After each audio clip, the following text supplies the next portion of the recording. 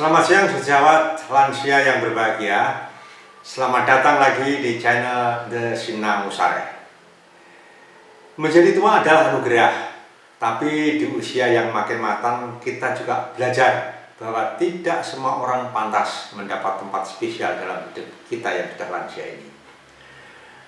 Kali ini kita akan bahas paling tidak 5 jenis orang yang sebaiknya tidak kita perlakukan secara istimewa di usia senja yang sudah seperti kita ini, demi menjaga ketenangan dan kebahagiaan diri kita sendiri. Siapa orang-orang itu? Atau siapa jenis orang-orang itu? Yang pertama adalah orang yang selalu menguras energi. Ini bisa kita katakan sebagai si penguras energi.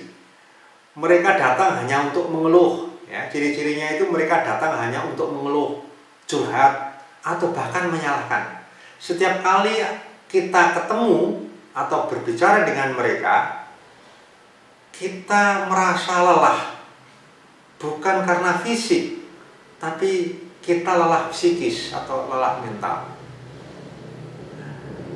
Di usia senja seperti kita ini, energi kita itu tidak sebanyak dulu.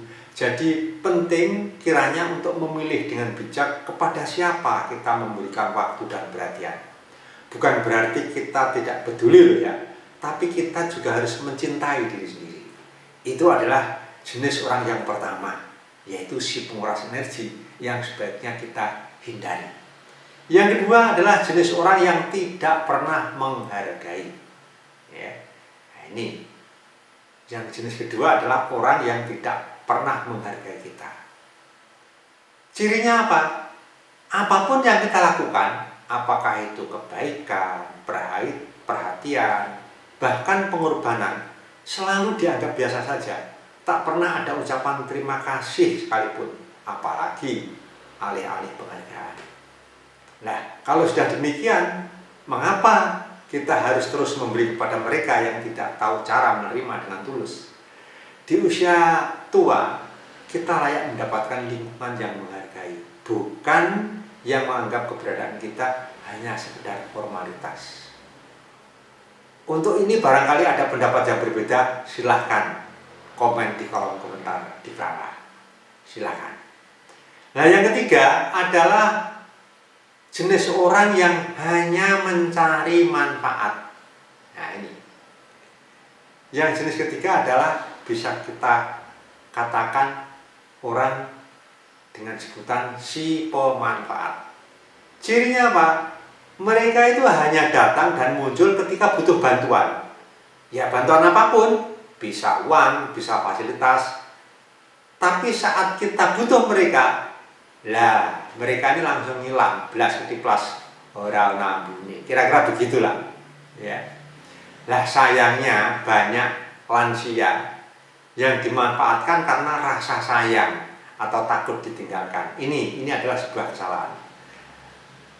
Tapi kita harus tahu, kasih sayang tidak boleh dimanipulasi. Itu yang penting. Ya.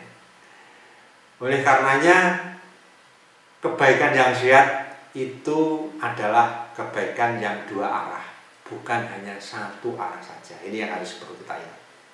Nah, itu yang jenis ketiga, jenis orang yang ketiga yang perlu kita hindari di saat kita ini, terlebih di saat kita ini usia sudah senja, karena nanti akan banyak menguras energi dan terutama pikiran, ya, psikis, mental.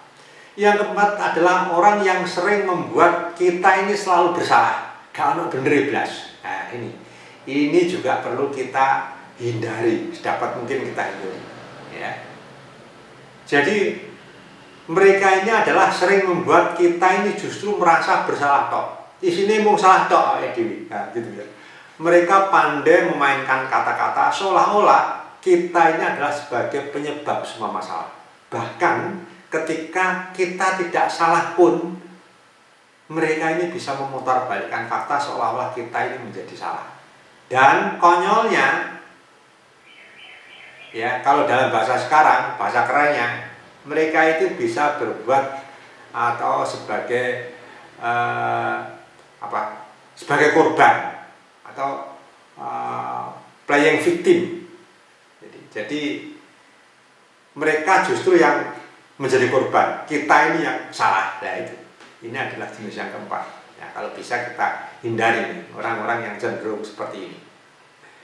Jadi semestinya di usia lanjut itu ya tentunya rasa damai itu jauh lebih penting daripada perdebatan yang tidak berujung. Karena dengan orang yang jenis ini itu ya ujung-ujungnya dia merasa tidak bersalah dan kita selalu yang disalahkan.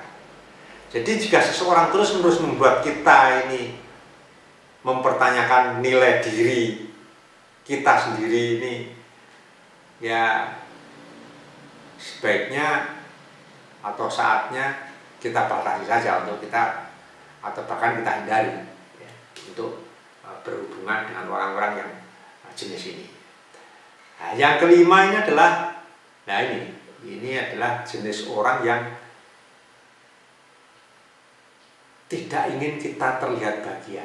Jadi dia itu inginnya kita itu terlihat susah. Nah, ini ada loh orang-orang yang seperti ini.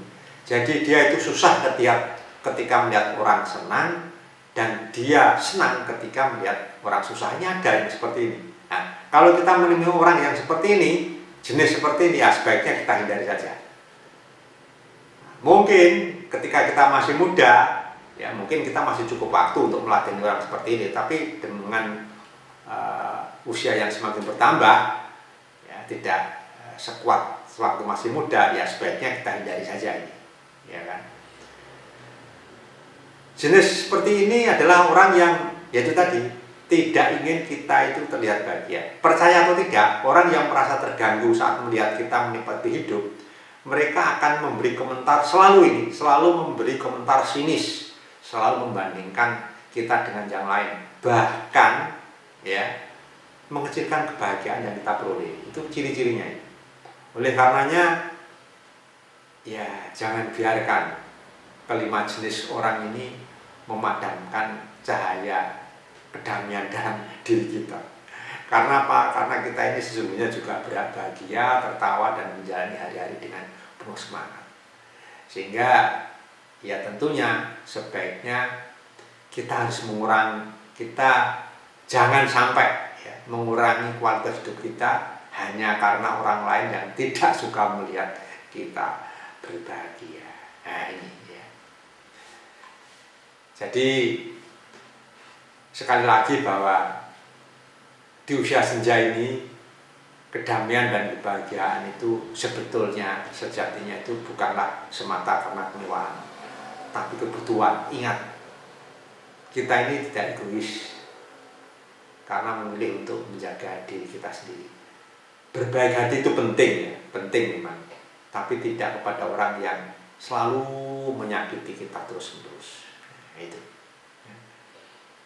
Nah, bagaimana menurut pendapat sejawat lansia yang lain? Apakah kira-kira Anda pernah menemui kelima jenis orang ini atau salah satu dari jenis orang ini? Nah, silahkan komen. Sejawat lansia yang berbahagia, mungkin itu yang bisa saya sampaikan. Untuk selanjutnya kita ketemu lagi pada topik berikutnya. Assalamualaikum warahmatullahi wabarakatuh. Salam sehat selalu.